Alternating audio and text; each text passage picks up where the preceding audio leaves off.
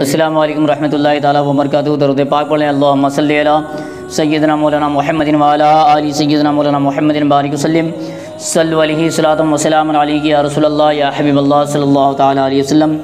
اس سے پہلے میں نے آپ کو کچھ احادیث مبارکہ قربانی کی فضیلت پر بتائی تھی۔ لگے ہاتھ ایک حدیث مبارکہ اور آپ سماعت فرمائیں۔ انشاءاللہ آج میں آپ کو یہ بتاؤں گا کہ قربانی ہم امت مسلمہ پر فرض کیوں ہے اور قربانی کس کی یاد میں ہم مناتے ہیں۔ پہلے یہ حدیث مبارکہ سن لیں کہ جو شخص قربانی نہیں کر سکتا وہ کیا کریں، قربانی کے ایام میں وہ شخص کیا کریں جنہیں اللہ نے استطاعت نہیں دیا ہے یا جن کے پاس اتنی دولت نہیں ہے کہ ان پر قربانی فرض ہو، تو وہ شخص کیا کریں ان ایام میں۔ تو آئیے حدیث مبارکہ کے ذریعے سے آپ اس چیز کو سماعت کریں۔ ابو داؤد اور نسائی نے حضرت عبداللہ ابن عمر رضی اللہ تعالیٰ عنہ سے روایت کی کہ رسول اللہ صلی اللہ تعالیٰ علیہ وسلم نے فرمایا، مجھے یوم اضحیٰ کا حکم دیا گیا، اس دن خدا نے اس امت کے لیے عید بنایا۔ ایک شخص نے عرض کیا، یا رسول اللہ صلی اللہ تعالیٰ علیہ وسلم یہ بتائیے اگر میرے پاس منیحہ کے سوا کوئی جانور نہ ہو تو کیا اسی کی قربانی کر دوں؟ فرمایا نہیں، ہاں تم اپنے بال اور ناخن ترشواؤ اور مونچھیں ترشواؤ اور منہ زیر ناف کو مڑواؤ، اسی میں تمہاری قربانی خدا کے نزدیک پوری ہو جائے گی۔ یعنی جس کو قربانی کی توفیق نہ ہو اسے ان چیزوں کے کرنے کا حکم دیا گیا ہے کہ وہ ان چیزوں کو کرے گا تو انہیں قربانی کرنے کا ثواب ملے گا۔ یعنی جو شخص استطاعت نہیں رکھتا ہے وہ کیا کرے، اس دن اپنے ناخن کو کاٹے، بال کتروائے، منہ زیر ناف بنوائے۔ منہ زیر ناف آپ جانتے ہیں، اس کی وضاحت کرنے کی ضرورت نہیں ہے۔ منہ زیر ناف بنوائیں، یہ سب کے سب جو شخص انجام دے گا اللہ تبارک و تعالیٰ اسے قربانی کرنے کا ثواب دے گا۔ منیحہ کس جانور کو کہتے ہیں؟ جیسے وہ صحابی رسول نے عرض کیا، یا رسول اللہ میرے پاس منیحہ ہے، کیا میں اس کی قربانی کر دوں؟ منیحہ اس جانور کو کہتے ہیں جس جانور کو کسی نے کسی کو دیا کہ بھائی یہ جانور رکھ لو کچھ دنوں کے لیے، تم اس کا دودھ پیو، پھر میرا جانور مجھے واپس کر دینا، اس جانور کو منیحہ کہا جاتا ہے۔ ٹھیک ہے، تو اب جو شخص استطاعت نہیں رکھتا ہے وہ کیا کرے، ان ایام میں اپنے ناخن کو ترشوائے۔ کیا ترشوانے کا مطلب کٹوائے، ٹھیک ہے، منہ زیر ناف بنوائے، سر کے بال کٹوائے، ٹھیک ہے۔ یہ سب چیزیں کیا ہے، سنت میں ہے۔ جو یہ کام کرے گا اللہ تبارک و تعالیٰ انہیں قربانی کرنے کا ثواب دے گا۔ مونچھیں کتروائیں، یہ سب کے سب کرنے میں قربانی کرنے کا ثواب انسان کو ملتا ہے۔ نہیں ہٹانا نہیں، مطلب اتنا رکھیں کہ نہ وہ پورا کٹ جائے اور نہ مطلب منہ میں آ جائے۔ تو آج میں آپ کو بتاؤں گا کہ قربانی ہم کیوں کرتے ہیں۔ اسلام میں کوئی نہ کوئی ارکان جب فرض ہوتا ہے تو وہ کسی نہ کسی یاد کو تازہ کرنے کے لیے فرض کیا جاتا ہے۔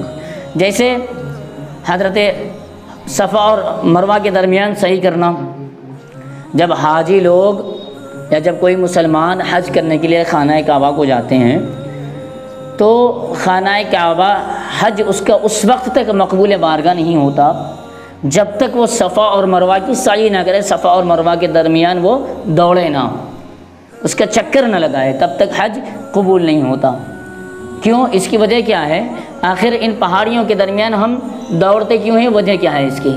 تو ان پہاڑیوں کے درمیان حاجیوں کے پر دوڑنا اس لیے واجب ہے، اس لیے اللہ نے واجب قرار دیا ہے کہ اس میں اللہ کی مقدس بندی حضرت حاجرہ رضی اللہ تعالی عنہا کی یاد ہے، یاد چھپے ہوئی ہے۔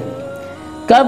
جب حضرت حاجرہ رضی اللہ تعالی عنہا حضرت سیدنا اسماعیل علیہ السلام کی خاطر پانی کی تلاش میں دور دور تک آپ دیکھیں کہیں پانی نہ ملی تو بغل میں جو دونوں پہاڑی صفا اور مروہ تھی تو کبھی آپ دوڑتی ہوئی صفا پہاڑی پر چڑھتی اور نگاہ دوڑاتی کہ کہیں پانی مل جائے، پھر جب آپ کو ادھر پانی نہ ملتی پھر دوڑتی ہوئی آپ مروہ پہاڑی پر چڑھتی، پھر نگاہ دوڑاتی کہ کہیں مجھے پانی مل جائے۔ اسی طریقے سے آپ نے 7 مرتبہ صفا اور مروہ کے درمیان چکر لگائیں، دوڑیں، تو اللہ تبارک و تعالیٰ نے آپ کی اس ادا کو اتنا پسند فرمایا کہ آنے والے تمام امت مسلمہ کے لیے اللہ نے اس چیز کو فرض قرار دے دیا کہ جو حج کرنے کے لیے جائے گا اس کے اوپر یہ فرض ہے کہ میری بندی حضرت حاجرہ رضی اللہ تعالی عنہا کی اس سنت کو زندہ کرے۔ جب تک اس سنت کو وہ زندہ نہ کرے گا تب تک اس کا حج قبول نہیں ہوگا۔ تو اسلام میں جب کوئی ارکان فرض ہوتا ہے یا اسلام میں جب کسی چیز کا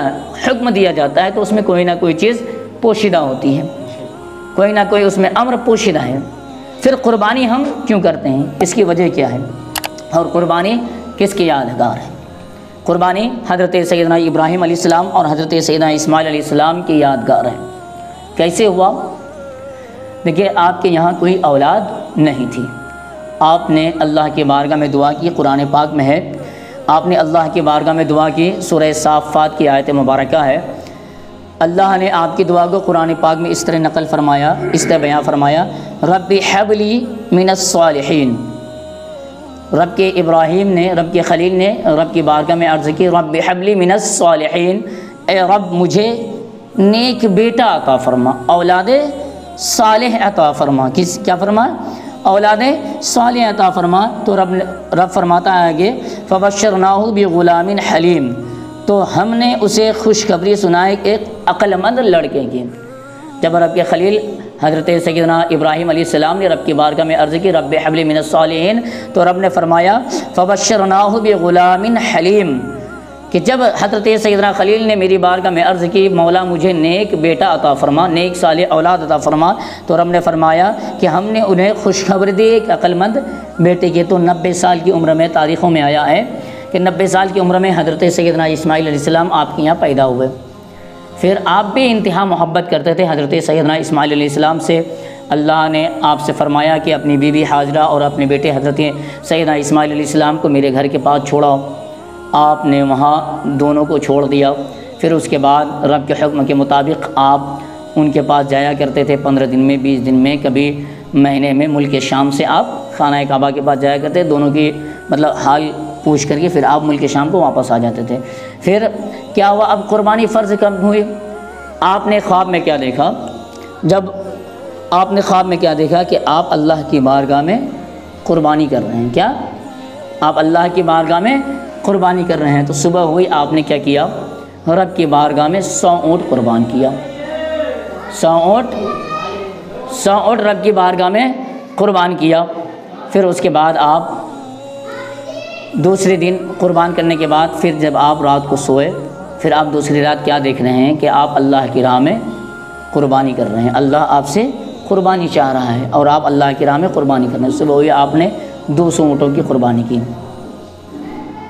پھر اس کے بعد تیسری رات جب آئی، جب آپ سوئے تو رب کی طرف سے خواب ہوا، آپ کو وحی نازل ہوئی۔ رب نے فرمایا، اے میرے ابراہیم، میری بارگاہ میں آپ اس چیز کو قربان کیجئے جسے آپ سب سے زیادہ محبت فرماتے ہیں۔ کیا؟ جسے آپ سب سے زیادہ محبت کرتے ہیں، اے میرے ابراہیم میری راہ میں اس چیز کو آپ قربان کیجئے۔ حضرت سیدنا ابراہیم علیہ السلام صبح ہوئے، آپ بھائی رب کے خلیل تھے، آپ پیغمبر ہیں، آپ نبی ہیں، آپ فوراً سمجھ گئے کہ اللہ تبارک و تعالیٰ مجھ سے میرے بیٹے حضرت سیدنا اسماعیل علیہ السلام کی قربانی مانگتا ہے۔ پھر آپ نے کیا کیا؟ اپنے بیٹے حضرت سیدنا اسماعیل علیہ السلام سے فرمایا، اے میرے بیٹے اسماعیل، اللہ تبارک و تعالیٰ نے مجھے وہی فرمایا ہے کہ میں تجھے رب کے نام پر قربان کروں۔ دیکھیے آگے قرآن کی آیت ہے، میں نہیں کہتا، یہ سورہ صافات کی آیت مبارکہ ہے۔ اللہ تبارک و تعالیٰ سورہ صافہ میں ارشاد فرماتا ہے، فلما بلغ معه السعي قال يا بني اني ارى في المنام اني اذبحك فانظر ماذا ترى۔ ترجمہ، جب وہ اس کے ساتھ کام کے قابل ہو گیا، کون؟ حضرت سیدنا اسماعیل علیہ السلام جب چلنے کے قابل ہو گئے، جب آپ کے ساتھ وہ چلنے کے قابل ہو گئے، کہا، اے میرے بیٹے۔ کس نے کہا؟ حضرت سیدنا ابراہیم علیہ السلام نے فرمایا، اے میرے بیٹے، انی ارا فی المنامی، انی ارا فی المنامی، میں نے خواب دیکھا ہے میں تجھے ذبح کرتا ہوں۔ کیا فرمایا حضرت سیدنا ابراہیم علیہ السلام نے؟ انی ارا فی المنامی، میں نے خواب دیکھا ہے میں تجھے ذبح کرتا ہوں۔ انی اذبحک فانظر ماذا تری، اب تو دیکھ تیری کیا رائے ہے۔ آپ نے فرمایا، اے میرے بیٹے، میں نے خواب دیکھا ہے کہ میں تمہیں خواب میں ذبح کر رہا ہوں، اب تو بتا تیری کیا رائے ہے۔ تو بتا تیری کیا رائے ہے؟ تو حضرت سیدنا اسماعیل علیہ السلام نے فرمایا قال یا ابت افعل ما تؤمر ستجدونی ان شاء اللہ من الصابرین۔ یہ قرآن کی آیت ہے۔ حضرت سیدنا اسماعیل علیہ السلام نے حضرت سیدنا ابراہیم علیہ السلام کی بارگاہ میں عرض کی، اللہ نے فرمایا قال یا ابت افعل ما تؤمر ستجدونی ان شاء اللہ من الصابرین، کہا اے میرے باپ کیجئے جس بات کا آپ کو حکم ہوتا ہے، اے میرے باپ کیجئے جس بات کا آپ کو حکم ہوتا ہے، خدا نے چاہا تو قریب ہے کہ آپ مجھے صابر پائیں گے۔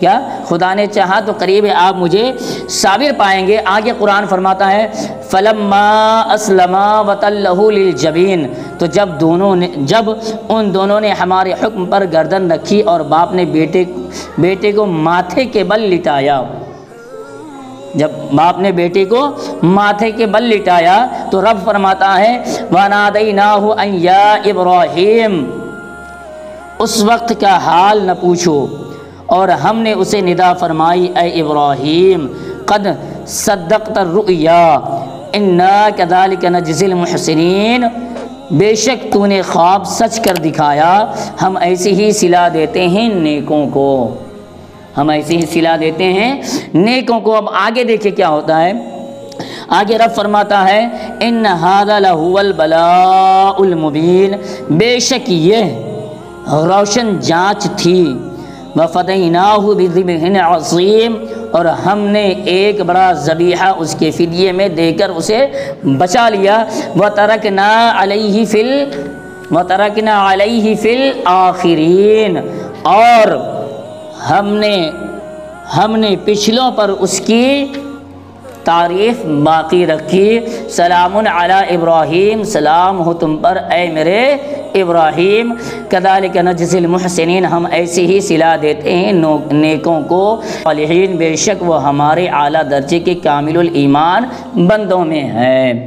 یعنی قرآن نے پوری وجہ تسمیہ بیان فرما دیا کہ قربانی ہم مسلمان کیوں کرتے ہیں۔ قربانی جب حضرت سیدنا ابراہیم علیہ السلام اپنے لخت جگر حضرت سیدنا اسماعیل علیہ السلام کو رب کی رضا کی خاطر قربان کر رہے تھے، اور آپ نے فرمایا اے میرے بیٹے میں نے خواب میں دیکھا ہے کہ میں تجھے ذبح کر رہا ہوں، تو بتا تیری کیا رائے ہے؟ حضرت سیدنا اسماعیل علیہ السلام نے عرض کی اے میرے والد محترم، جس چیز کا آپ کو حکم دیا جاتا ہے آپ وہ چیز کیجئے، بے شک آپ مجھے صابروں میں سے پائیں گے۔ تو حضرت سیدنا ابراہیم علیہ السلام نے اپنے لخت جگر حضرت سیدنا اسماعیل علیہ السلام کو ذبح کرنے کے لیے کیا کیا؟ سر کے بل لٹال دیا، اور جب آپ سر کے بل لٹال رہے تھے تو حضرت سیدنا اسماعیل علیہ السلام نے فرمایا اے میرے والد، عرض کیا اے میرے والد محترم، مجھے ذبح کرنے سے پہلے میری کچھ باتیں ہیں، اسے آپ بغور سن لیں۔